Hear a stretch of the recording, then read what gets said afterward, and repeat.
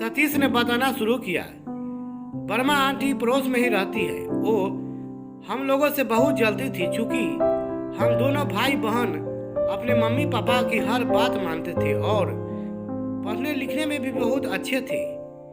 इसलिए लोग हमारी तारीफ करते थे। और वही वर्मा आंटी का बेटा बेटी पढ़ने लिखने में जीरो थे, बिना डोनेशन के कभी पास नहीं होते थे। लोग अक्सर उनकी बुराई करते थे, जो वर्मा आंटी बर्दाश्त नहीं कर पाती थी और उन्हें बहुत दुख होता था। जब हम बड़े हुए तो वर्मा आंटी अक्सर हमारे घर पर आती और मम्मी पापा से हमारे बारे में कुछ न कुछ बोलकर चली जाती। जब हम घर पर जाते तो मम्मी पापा हमारी क्लास लगाते। जैसे एक समय की बात है कि जब हम लंच के टाइम में ऑफिस से बाहर किसी काम से निकले तो मेरे कलीग बोला, आगे मंदिर के सामने पान के दुकान से मेरे लिए सिगरेट लेते आना। जब मैं काम निपटा कर लौटा तो एक सिगरेट की पॉकेट लिया। ऑफिस से दूसरे दिन शाम को जब मैं घर गया तो मम्मी मेरे कपड़े को सूंघ रही थी।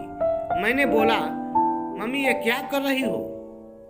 तो कहा, सुना है कि अब तू सिगरेट भी पीने लगा है। मैंने कहा, मम्मी आप तो जानती हो कि मैं सिगरेट नहीं पीता, आपको कौन कहा है?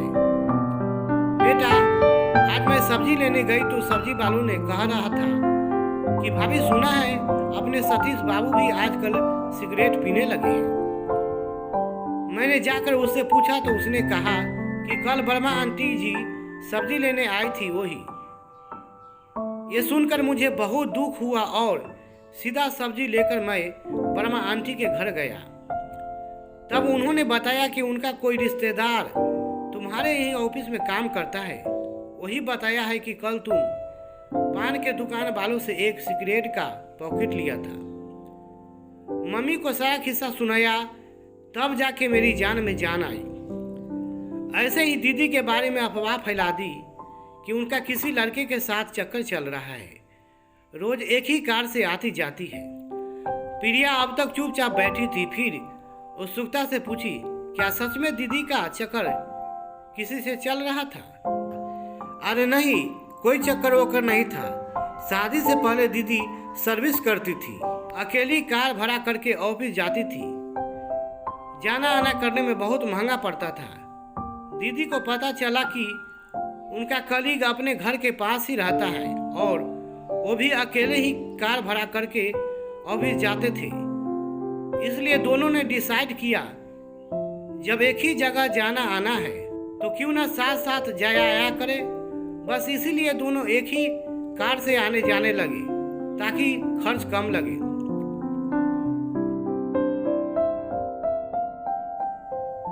एक कार में आते जाते और सभी जगह अफवाह फैला दी कि दीदी का चक्कर किसी लड़के के साथ चल रहा है। मम्मी को पता चली तो मम्मी ने दीदी से पूछा तो दीदी ने सारी सच्चाई से अवगत कराया और बोली, मैंने सोचा कि ये कोई बड़ी बात नहीं थी, इसलिए मैंने आपको नहीं बताई थी कि मैं किसी के साथ शेयरिंग के कार से ऑफिस जाती हूँ। इसके बाद वर्मा आंटी का अफवाह फैलाने का काम जारी रहा तो हमने गुस्से में आकर घर के बाहर बोर्ड लगा दिया कि अफवाह फैलाने वालों के लिए घर में प्रवेश वर्जित है।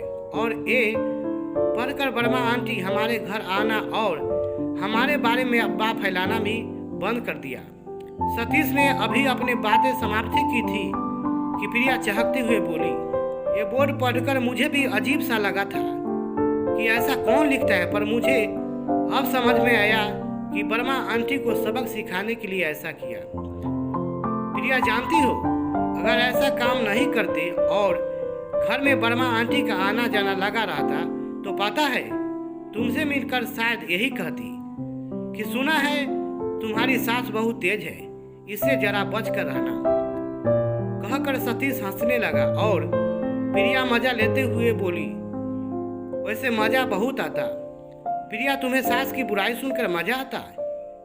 यू वेरी नॉटी गर्ल कहकर सतीश ने प्रिया को बाहों में भर लिया।